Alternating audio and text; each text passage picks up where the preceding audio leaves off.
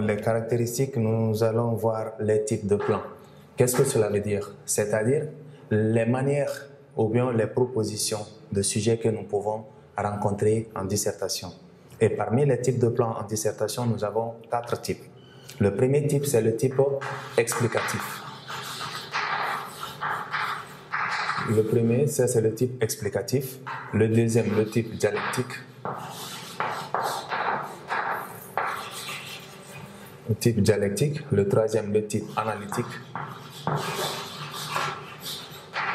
Le type comparatif. Et il y a un type intermédiaire qui serait le type interrogatif. Donc ça, c'est un type intermédiaire qui a 2 façons de se faire traiter. Si on pose une question, on suppose que la question, elle mérite normalement une réponse. Et la réponse doit être soit positive, soit négative. Donc, pour revenir à notre premier type de plan, le type explicatif. Dans ce type-là, il faudrait seulement rester dans le cadre du sujet. Essayer de soutenir le point de vue de l'auteur sans pour autant le contredire dans quoi que ce soit.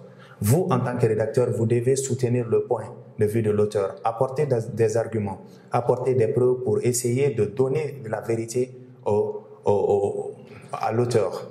Et maintenant, dans ce type encore, on ne doit pas contredire la pensée de l'auteur. On doit simplement expliquer ce que l'auteur nous a donné en apportant des arguments, des preuves pour essayer de justifier la pensée de l'auteur. Et maintenant, pour reconnaître ce type de sujet, quelles sont les formulations qui le nécessitent?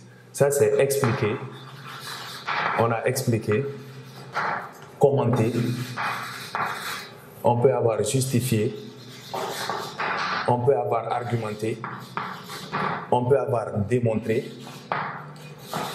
on peut avoir illustré. Donc, toutes ces formulations au bas d'un sujet veut dire que le sujet est de type explicatif. Nous ne devons contredire en aucun cas, mais nous devons seulement expliquer la pensée qui nous a été soumise, la pensée qui nous a été donnée. Apporter nos connaissances, nos preuves, nos exemples pour soutenir le point de vue du sujet, sans pour autant le contredire. Mais s'il se trouve que nous devons avoir quelque chose de contradictoire, c'est-à-dire à la pensée de l'auteur, nous devons réserver ça pour la conclusion. Parce que dans la conclusion, il y a une partie qui est réservée au rédacteur. Donc, s'il y a une pensée contradictoire, il faut réserver cette pensée-là pour la conclusion. Mais de l'introduction jusqu'à la fin du développement, nous ne devons apporter aucune idée contradictoire à la pensée de l'auteur. Donc, avec ces formulations-là, il faut reconnaître que le sujet est toujours explicatif. Après ça, nous avons le sujet, le type dialectique. C'est là où il y a problème. C'est le sujet qui nécessite une thèse, une antithèse et une synthèse. Donc, la thèse, c'est quoi? C'est la partie qui soutient le point de vue de l'auteur. La thèse défend toujours la pensée de l'auteur. Et l'antithèse, comme son nom l'indique, anti, ça veut dire contre. Contre la thèse. Donc, c'est la partie qui contredit la première, c'est-à-dire la partie qui soutenait le point de vue de l'auteur. Cette deuxième partie-là va contredire la première partie. Donc, c'est pourquoi on a dit antithèse. Anti, ça veut dire contre, contre la thèse. Et maintenant, la troisième partie, c'est la synthèse. C'est la partie arbitre entre thèse et antithèse. On suppose que 2 personnes sont en discussion.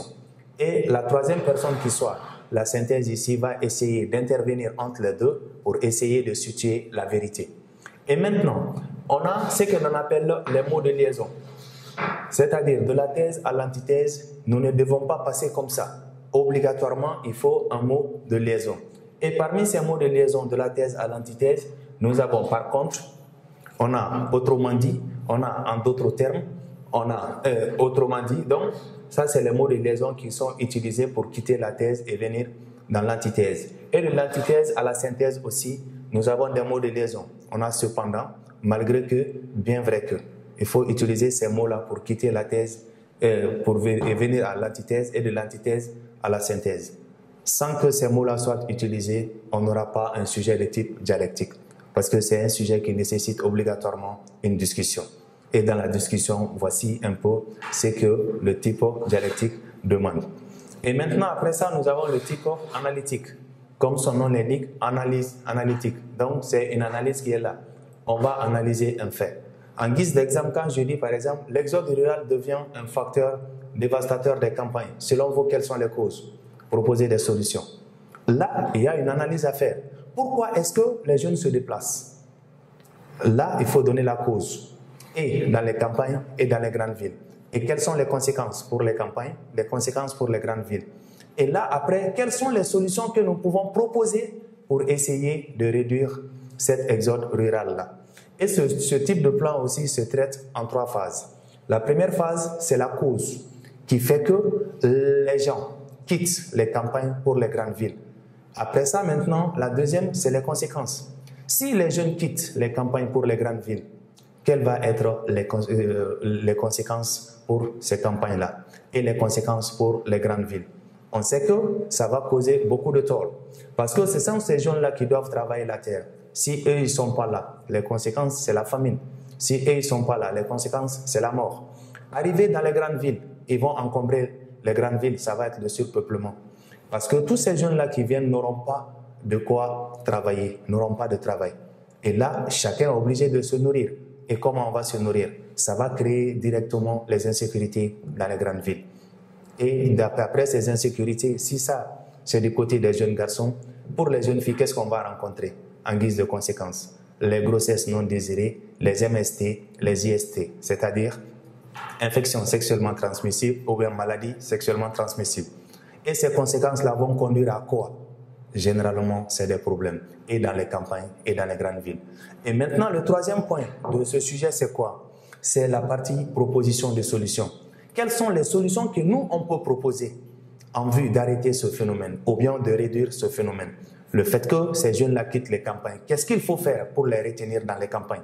Qu'est-ce qu'il faut faire pour qu'ils ne viennent pas dans les grandes villes? Là, c'est les 3 parties. Donc, ce type de sujet, elle peut être similaire au type dialectique, mais ce ne sont pas les mêmes. Parce que dans le type dialectique, il y a la discussion.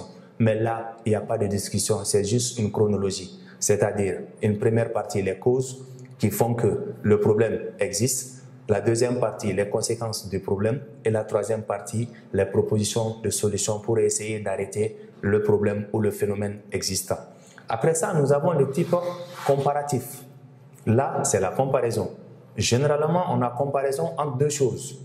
Et si ce type de sujet se propose, c'est généralement sur peut-être 2 systèmes politiques, 2 régimes, ou bien 2 phénomènes, ou bien 2 faits historiques. Des choses qui ont existé, on vous demande une comparaison. Et là aussi, c'est un sujet qui se traite à 3 étapes. C'est-à-dire, la première étape, c'est essayer de parler de chacun des 2 facteurs, ou bien chacun des 2 phénomènes qui existent. Et là, si on parle des 2 phénomènes, on va essayer de faire une comparaison des 2 phénomènes.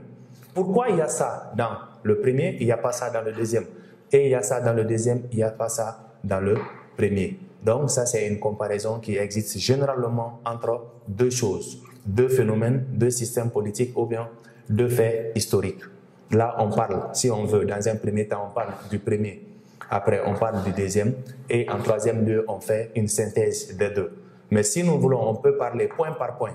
On prend un point dans le premier, un point dans le deuxième, on compare. Un point dans le deuxième, un point dans le premier, on compare. Mais la meilleure façon de traiter serait de prendre point par point. On prend le premier point, on parle du premier point. Après ça, on prend le deuxième point, on parle du deuxième point. Et après, on va faire une synthèse des 2 parties. Donc ça, c'est le 4e type de plan que nous pouvons rencontrer en dissertation. Après ça, nous avons un type interrogatif. Là, le sujet est posé par question. On a une question. Quand je dis par exemple, l'argent fait-il le bonheur? En littérature, c'est soit oui, soit non.